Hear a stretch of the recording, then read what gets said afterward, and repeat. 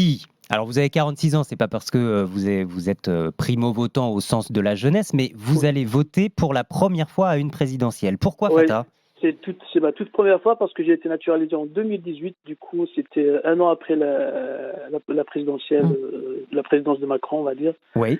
Du coup, là, quand j'ai reçu ma carte d'électeur, je l'ai gardée jalousement dans mon petit tiroir et je l'ai ressortie ce matin avant d'aller travailler. À la fin de ma petite vacation, j'irai en courant pour voter.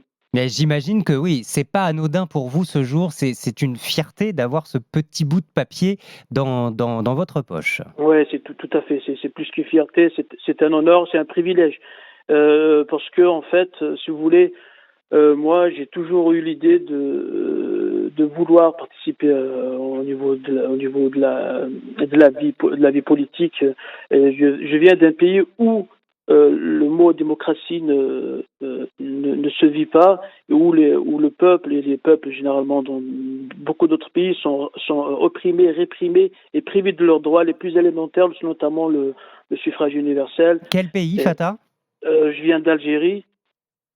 Et du coup, j'ai jamais voulu voter parce que les urnes étaient déjà bourrées 24 heures à l'avance, même une semaine à l'avance.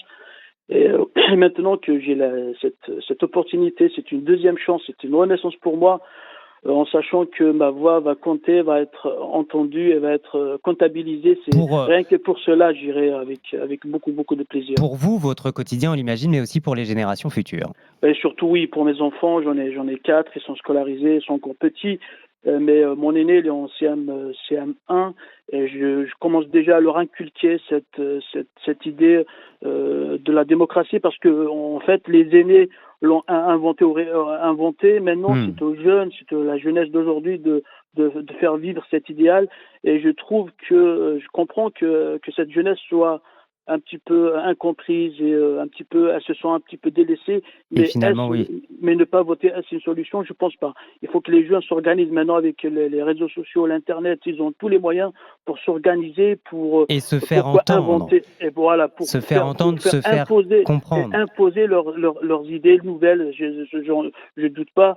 Mais il faudra il faudra que la jeunesse se bouge, et Hmm. qu'elle agisse pour un changement réel.